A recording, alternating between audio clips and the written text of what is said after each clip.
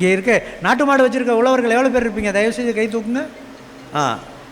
அதெல்லாம் கண்டிப்பாக நீங்கள் பார்க்கணும். நம்ம சும்மா எதையும் சடங்குன்னு போயிட்டு இருக்கக்கூடாது. இந்த நாட்டு மாடு எவ்வளவு பால் சுரக்கும்னா கொஞ்சம், அது அதோட கண்ணுக்குட்டிக்கு உபரியாக இருக்கிறது.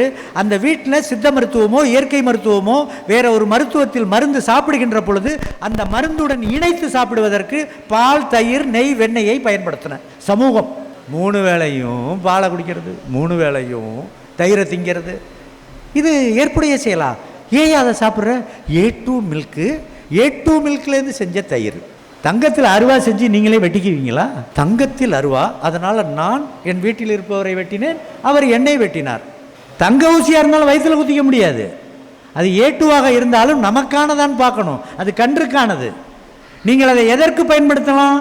ஏதோ ஒரு மருந்து. உதாரணத்துக்கு சொல்கிறேன், தூதுவளை சாப்பிடக்கூடிய ஒரு ப்ரமோஷன் உங்களுக்கு தர்றாங்க சித்த மருத்துவர்கள். அப்போ நெய் தேவைப்படும். ஏன்னா அந்த தூதுவளைக்கு அனுபானமாக நெய். பெண்கள் சார்ந்த, பெரும்பாடு சார்ந்த, சைக்கிள் சார்ந்த பிரச்சனைக்கு வாழைப்பூ சாப்பிடுங்கன்னு சொல்கிறாங்க. மருத்துவத்தில் நாங்களுமே அதை ப்ரமோட் பண்ணுறது உண்டு. வாழைப்பூ சாப்பிடுகின்ற பொழுது தயிருடன் இணைத்து சாப்பிடுங்கன்னு சொல்கிறோம்.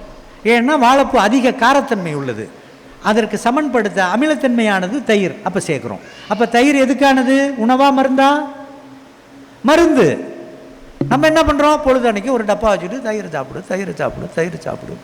வீட்டில் தயிரை போட்டு சாப்பிட்றது, 11 மணிக்கு வெளியில் போனால் லெசி சாப்பிட்றது. எங்கெல்லாம் பிரச்சனை இருக்குது பாருங்கள் நெருக்கடியில். யோக்கியமான உணவை தான் சாப்பிடணும், அதை எதனுடன் இணைத்து சாப்பிடணும். அந்த வகையில் பாரம்பரிய அரிசியில் இது என்ன வியாதிக்கு சார் போகும்? கேள்வி ஃபோனில் வரும். முன்னாடி சொல்லிகிட்டு இருந்தோம், ராஜீவ் அசோகனுக்கெல்லாம் தெரியும். இப்போ நோய் தீர்க்கிறதுன்னு நான் சொல்கிறதே கிடையாது.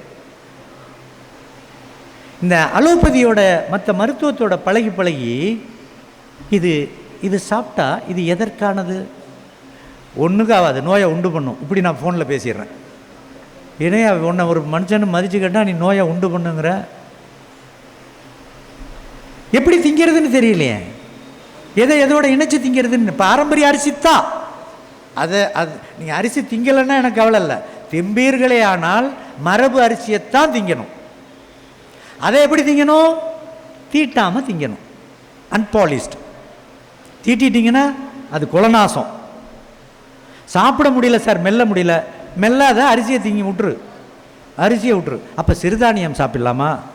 சிறுதானியம் இந்த மக்களுக்கு, அதாவது மருத நிலத்து மக்கள், நம்ம மருத நிலத்தை சார்ந்தவர்கள், மருத நிலத்து மக்களுக்கு சிறுதானியம் முழு உணவு ஆகாது.